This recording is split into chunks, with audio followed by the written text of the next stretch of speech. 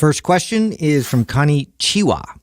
Is it true that shorter walks of 30 minutes or less will primarily burn sugar and carbs, while longer walks will primarily burn fat? Okay, yes, that's true, but no, it's not what you think it is. Okay, so here's what's true, right? When you're doing cardiovascular activity or any activity, you are burning energy, and the first type of energy that your body will burn is in the form of stored carbohydrates. Once that starts to get burned up and used, and believe it or not, you have a small supply of that in your body in comparison to the supply of fat that you have that you could burn for energy. Once that is burned up, then your body starts to burn fat for energy. Now, here's why it's not what you think. It's not what you think because just because your body's burning fat for energy doesn't mean you're going to get leaner later if you're still in a calorie surplus. If you're in a calorie surplus, it just replaces it. It doesn't make any difference. I mean, keto, for example, ketogenic diet, you have no carbohydrate in your diet. You're running off of ketones, which is fat. Theoretically, you're burning fat all the time. And that's how they love to market it to you. Right. Can you gain body fat on keto, or can you not lose weight on keto or lose body fat on keto? Absolutely. Sure. So calorie deficit is necessary for fat loss, regardless of this, how much cardio you do and whether you're burning sugar, carbs, or fats. And the real benefit of comparison here is that a longer walk is going to burn more calories. Yes.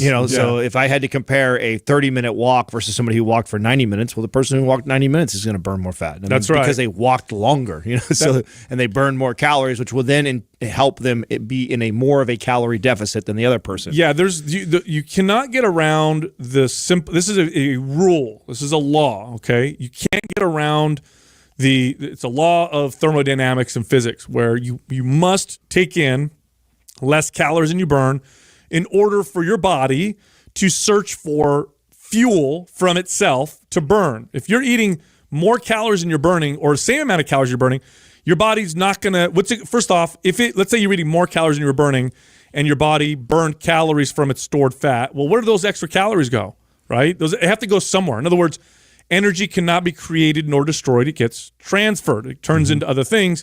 And so you can't get around that. So you have to be in a deficit to burn body fat. And you can do all the mixing things around, the magic you want, supplements and all that stuff.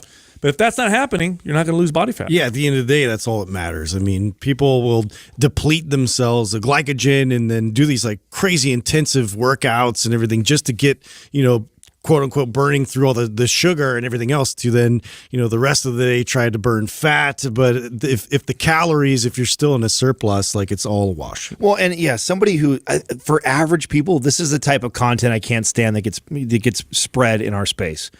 It's like for the average person, this is so splitting hair difference type of conversation. It's like focus on build. You know what'll help better than all this?